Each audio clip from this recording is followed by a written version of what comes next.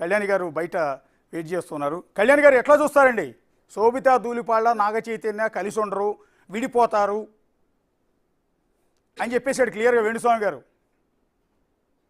అదే అశోక్ గారు నమస్తే. అక్కడ ఉన్న ప్యానెల్లో ఉన్న వాళ్ళందరికీ నమస్తే అండి.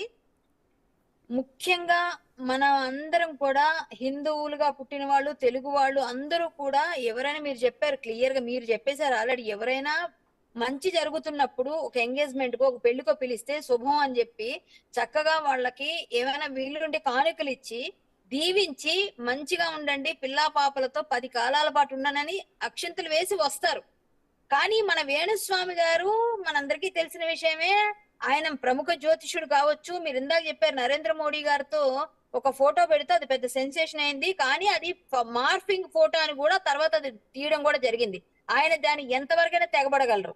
కానీ ఈయన ఇంతమంది అడగకుండా పిలవని పేరంటానికి వెళ్ళి బొట్టు పెట్టి పిలిచినట్టుగా తగుదనమ్మా అని చెప్పేసి వెళ్ళిపోవడం అనేది ఏదైతే ఉందో అదైతే చాలా చాలా బాధాకరం అండి. వేణుస్వామి గారు ప్రముఖ జ్యోతిషులు కావచ్చు, కానీ ఒక అమ్మాయి అందంగా పెళ్లి మండపంలో నా పెళ్లి ఇలా జరుగుతుంది, నేను ఇష్టపడిన వరుడు నా మెడలో తాళి కడతాడు అని ఎంతో ఆనందంగా వాళ్ళు అనుకుంటున్నప్పుడు వీలైతే ఒక 2 మంచి మాటలు చెప్పండి. అమ్మా మీకు కష్టాలు ఉన్నాయి, లేకపోతే నాగార్జున గారి దాకా తేల్చండి, ఇది పంపించండి, ఈ విషయాన్ని ఎవరైనా చేరవేయండి, చిట్టిబాబు గారు లాంటి వాళ్ళు ఇంకొకళ్ళు చెప్పాలి, చెప్పి చేరవేయండి అని చెప్పాలి. కానీ ఇలా ఏమైనా పరిష్కారాలు చేసుకోండి అని, పరిహారాలు చేయండి అని చెప్పాలి. కానీ వీళ్ళు విడిపోతారు, 3 సంవత్సరాలు వీళ్ళ టైం బాగుంది, తర్వాత బాగాలేదు, తర్వాత వీళ్ళు వెళ్ళిపోతారు అంటే నిన్న ఆనందంగా ఉన్న జంట ఇది విని ఎంత బాధపడి ఉంటారండి.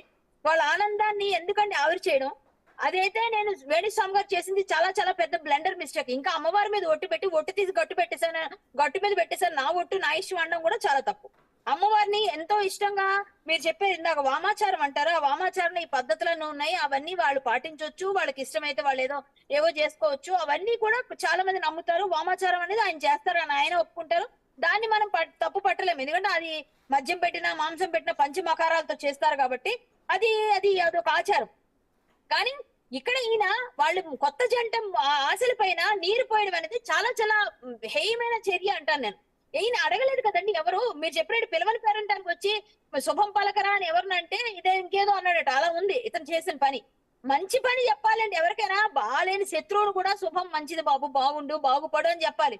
నిజంగా ఆ పిల్లలు శోభిత ధూళిపాల గారి మనసు ఎలా ఉంటుంది? ఆమె హిందూ, ఖచ్చితంగా బొట్టు పెట్టుకొని పద్ధతిగా ఉన్నారు ఆమె. పోనీ వాళ్ళిద్దరికి పడుతుందో లేదో, ఒకవేళ లేకపోతే వాళ్ళు ఏదైనా అప్పుడు ఉంటే అప్పుడు ఏదైనా పరిహారం చెప్పొచ్చు కదండి. ఈయన అడగకుండానే వచ్చి వాళ్ళ మనసులో ఉన్న అప్పుడు చెప్పాను షష్టాష్టకాలు పడ్డాయి, ఇలా ఉన్న వాళ్ళు విడిపోతారు. ఇదైతే చాలా చాలా చాలా బ్లండర్ మిస్టేక్ చేశారు. నేను ఆయన ఇవాళ జాతకం చెప్పి అంటాను నేను. అవసరం లేదు ఇలాంటి జాతకాలు. ఏమండి 36 పాయింట్లు వస్తే కలిసి ఉంటారంటారు, 36 పాయింట్లు వచ్చిన వాళ్ళు కూడా విడిపోతున్నారు.